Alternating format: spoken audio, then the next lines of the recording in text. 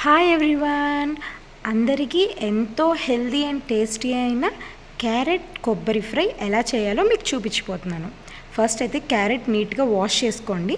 Next చిన్నగా chop చేసుకోండి. ఎంత వీలైతే అంత చిన్నగా చాప్ చేసుకోండి.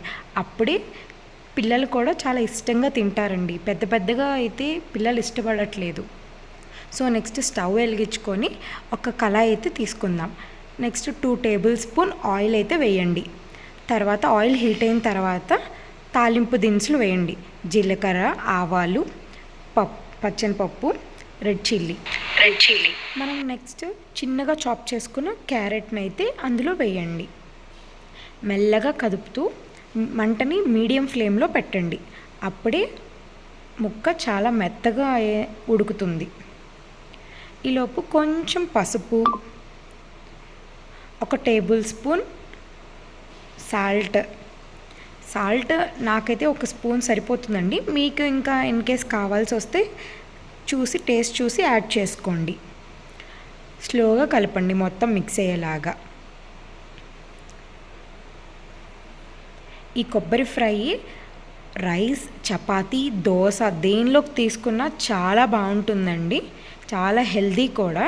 సో పిల్లలకి ఈజీగా నచ్చుతుంది ఇట్లా చేయడం వల్ల. ముక్క మెత్తగా అయిందో లేదో చూసుకోండి. ఫస్ట్ చూసిన తర్వాత ఇట్లా అవుతుందండి, మెత్తగా ఉంటుంది. 1 టేబుల్ స్పూన్ కారం, నేను 1 టేబుల్ స్పూన్ గరం మసాలా అయితే యాడ్ చేశాను. ఇన్ కేస్ మీకు గరం మసాలా వద్దనుకుంటే ఆ ప్లేస్లో ధనియాల పొడి అయితే యాడ్ చేయండి. సింపుల్ అండ్ టేస్టీగా ఉంటుంది. మొత్తం అయితే మిక్స్ చేసేసేయండి.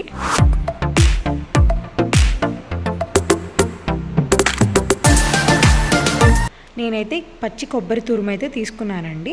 చూడండి, చాలా మెత్తగా గ్రైండ్ చేశాను దీన్ని.